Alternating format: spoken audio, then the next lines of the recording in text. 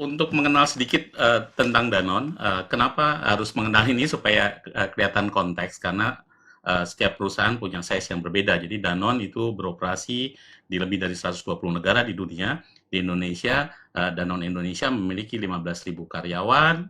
Kalau dilihat pabriknya ada 26 pabrik, kemudian bisnisnya di bisnis yang produk air dan juga produk nutrisi ya. Mungkin itu supaya melihat size-nya Danone. Jadi kami juga melayani lebih dari 1 juta pedagang di seluruh Indonesia dan produknya dikonsumsi sehari-hari.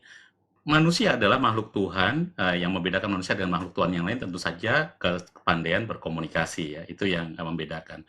Dan kita yang hari ini berkumpul bergerak di corporate communication atau PR, jadi sebuah tim yang ditugaskan untuk bagaimana mengkomunikasikan dengan baik seluruh inisiatif perusahaan dalam angle yang bagaimana komunikasi dari sebuah inisiatif itu dan connection-nya dengan konteks bisa diceritakan dengan jelas, kredibel, dan concise. Dan buat perusahaan di Danone sendiri yang kita terus lakukan setiap hari adalah bagaimana perusahaan bisa doing good and communicate. Jadi melakukan hal yang baik dan mengkomunikasikannya. Baik, bagaimana mengkomunikasikan sebuah inisiatif? Tentu saja ini saya mengutip dari Profesor N. Gregory yang mungkin dulu pernah di-share juga, bahwa reputasi itu dibangun melalui fakta dan persepsi dan storytelling. Jadi fakta yang diceritakan dengan baik itu tentu saja akan membangun image dan nanti pada dalam periode waktu yang lama akan membangun sebuah reputasi yang sangat powerful. Ini yang basic dari role dan responsibilities dari kita yang bergerak di dunia PR atau corporate communication. Nah, bagaimana kita meng-create konten dan konteks itu yang selalu dilakukan di Danone.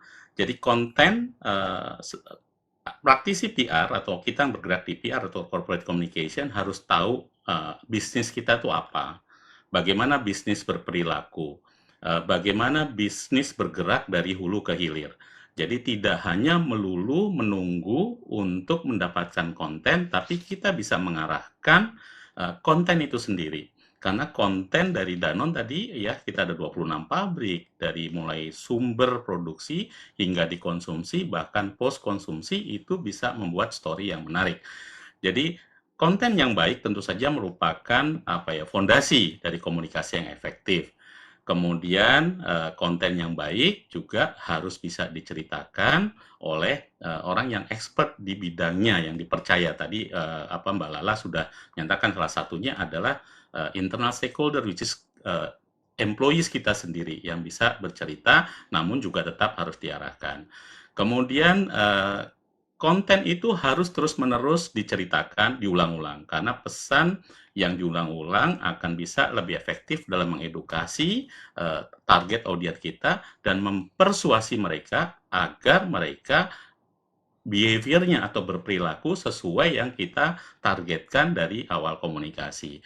Jadi bagaimana kita membalance antara apa yang akan kita lakukan dengan apa yang audiens inginkan atau pengen tahu. Ini harus diseimbangkan. Jika tidak, maka akan terjadi kalau nggak distorsi, maka objektif dari pesan yang kita sampaikan akan tidak efektif atau tidak mencapai sasaran yang akan kita lakukan.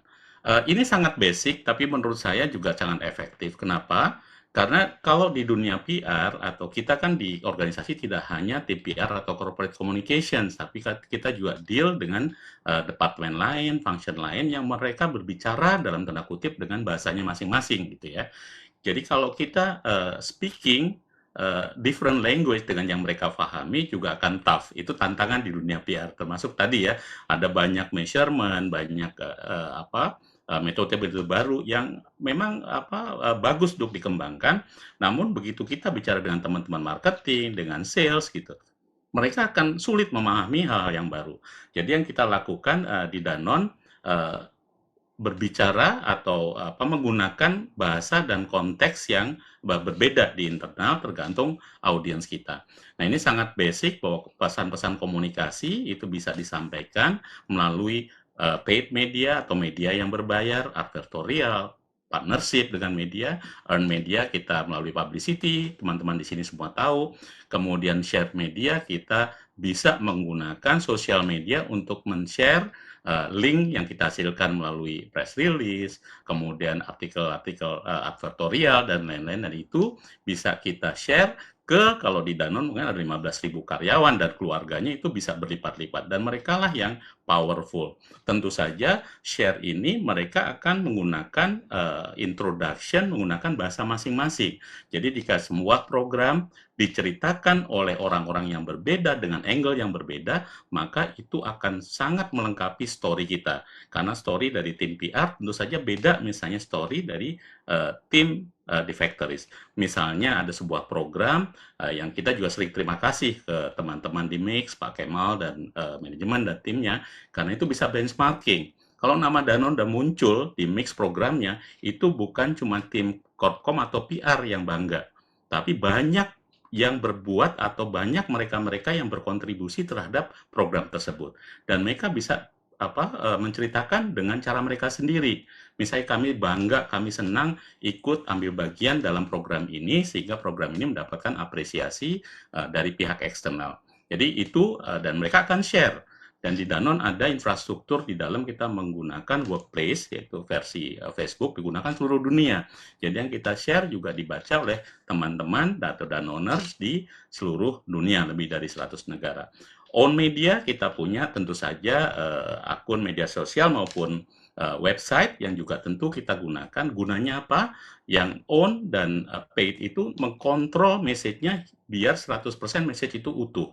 Ya, kadang-kadang earn itu angle dari teman-teman wartawan tentu saja beda, atau angle yang berbeda ini saling melengkapi, namun kita menjaganya dengan own dan paid media supaya berita itu nantinya pesan itu tersampaikan secara utuh. Itu yang kita lakukan. Nah, ini salah satu contoh pada saat kita semua mengalami pandemi, ya, Danone merupakan produknya produk-produk yang esensial. Jadi kita harus terus beroperasi di masa pandemi. Jadi bisa dibayangkan teman-teman yang di pabrik, teman-teman yang di sales gitu. Mereka harus terus bekerja di luar sana di saat-saat yang kita semua masih bingung, belum ada vaksin, masker sulit, kondisi-kondisi kesehatan dan spekulasi menyebar lewat udara, masih bingung. Nah, itulah yang harus dilakukan secara menyeluruh. Nah, inisiatif itu tentu saja di-drive oleh banyak pihak di dalam perusahaan. Nah, yang terpenting, misalnya ini kita lakukan ya, salah satu inisiatif yang kita share yang bisa membuat story itu lengkap. Nah, konsumen kami, ini anak-anak yang butuh gizi atau keluarga butuh hidrasi sehat, itu harus tetap mendapatkan nutrisi dan hidrasi yang mereka perlukan agar daya tahan tubuh mereka tetap kuat pada saat menghadapi pandemi. Nah, kemudian yang kedua, banyak pihak juga yang menginginkan kolaborasi, karena pada saat itu semua orang bingung. Nah, kita bekerja sama misalnya dengan LIPI, dengan pemerintah gitu ya, dengan memberikan sumbangan yang relevan. Mulai di awal-awal mungkin disinfektan yang paling sederhana, kemudian menciptakan inisiatif-inisiatif lain yang juga sesuai. Nah, ya yang tidak kalah penting lagi employees gitu. Bagaimana karyawan dan keluarganya tetap tenang. Jadi protokol kesehatan diterapkan, klaim untuk medical, sumbangan vitamin dipermudah gitu. Sehingga mereka juga merasa, oh kita tetap diopeni atau apa diperhatikan oleh perusahaan dalam kondisi yang berbeda. Ini yang benar-benar diirupsi.